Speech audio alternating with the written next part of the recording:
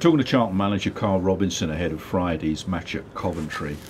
Karl, first, you've had time to reflect on Saturday's home win over Southend. Just how big a win was that, and what's it done for the players' confidence? I think it was quite an obvious one. I think we all spoke at the end of the game how important it was, but I don't think any game's more important than the next in some ways. I think if that was the case, we would be foreseen as throwing certain games away and not caring about some. Obviously, at the back of the result, when you were so desperate and needed a point to sort of settle one or two nerves around the building, it was with all due respect to what we've done, it's meaningless now going into the Coventry game.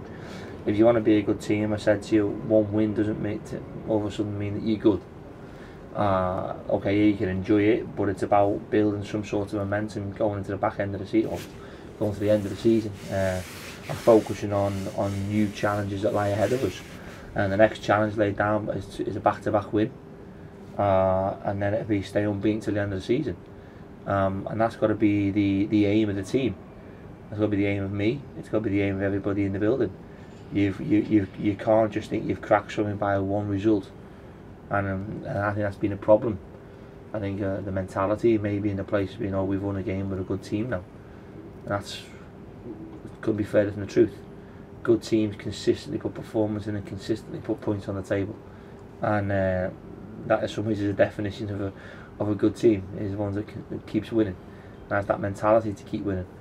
I said to you, we go into the back end of the week about there's a league down there of 9 teams, which obviously there's a disconnection between us and Northampton at the time, and actually with the result the other day we pulled ourselves back into it. So we can it's about us trying to stay on top of that league. And I've said to the players, at no stage will we ever come off it. You can't afford to. I think a lot of people are playing for futures in some ways. A lot of people, and every team that you play against has got something to play for. Especially with going into the last 4 games, everybody is in a relegation fight. So you've got a duty of care to perform to the best of your ability, for the first and foremost for your fans and for your football club. And we've got to keep winning games. As simple as that. When you drove home on Saturday night, was there a sense of relief within you? Yeah. You could tell by my reaction at the end of the results. I was very vocal in that. I'm very excited. Listen, it's been a long time coming, and there's been an awful lot of work gone on, and no one's really seen the forward steps that we're making in some ways, because the most important steps are the points that you put on the table, on the board, and that's not been nowhere near good enough. And I've said that openly on a number of times to yourselves and publicly about what we believe is success here. But it was nice to drive home with that victory. But I want that to continue. I want us to go into the Easter weekend. Easter weekends are a very, very prominent one in the football calendar. I've always looked at it. It does make and break relegation and promotion dreams. So we've got to make sure that we're at our best. And there's no time like now to start turning this result around and to start building momentum. Noticeable lift in the players' confidence since that win? What we have done, obviously training here, it's not to do pitches or anything else, it's to take us away from the training ground and just have the players who are playing.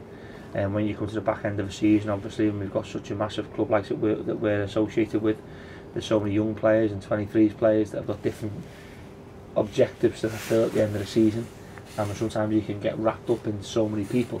Being here allows us just to close the doors and just to fully focus on the job in hand. The only people we have to worry about here is ourselves and winning, and we'll continue to train here, and we'll continue to keeping that group together, our team together, going into the back end of the season. But we have to perform better. Again, there was aspects of the game on Saturday that have to improve. Charlton on 50 points. Will that be sufficient to stop you and the players looking over the shoulder?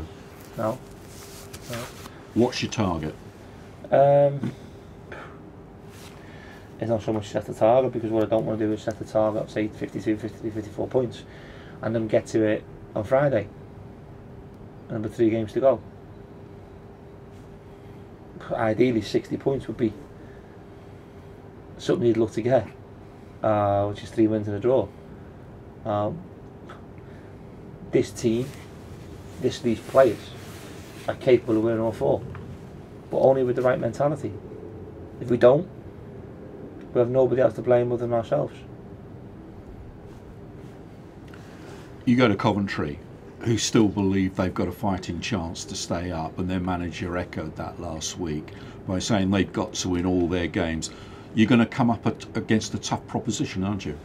Yeah, I went to watch them against Oxford at Wembley and they performed very well. It was a difficult afternoon for Oxford, and you know what, I was sat with the Coventry fans. I was sat right in the middle of them, so I was seeing the support they had was quite remarkable on the day, and that unity and that unified group was unplayable for Oxford. I felt the noise levels in there were incredible, and the players performed really well to that. So I've seen them at their best. I've seen how difficult it can be. Strikers who can score goals on the day, midfield players with tremendous rotation and ball manipulation, a back four that's growing stronger, wide players who can hit anybody in this league. So at no stage, this league's got so much better. Gone the days of teams who were down there that you knew you could just turn up and just walk. It's not the case.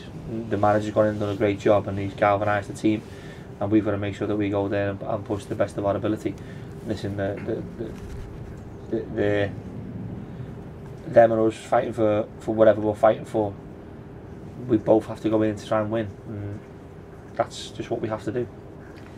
There's been speculation about your number 2, Richie Barker, and he's been linked with the return to his old club, Rotherham. Has there been an official approach from Rotherham? No, there's been no official approaches yet that I know of. But it's listen, I think obviously the man who's got the job is one of his good friends. It's a club that Richie played for, and fans at the club look back and his time there has been very successful, so you can see why the speculation. It's not something that I'm willing to comment on for the foreseeable future until our season's over, and then I'll take stock, and then I'll see what we want to do, and what direction we want to go in. But it's never been a conversation that's really cocked up with me and him. I've laughed about it. He lives in Brighton, so it's a big commute, and I'm sure it'll be a decision. If it is a decision he's going to make, that he'll make in the summer, and I'm sure once they've made their mind up on what they want to do, I'm sure I'll be first to know. Karl Robinson, thank you very much. Cheers, Paul.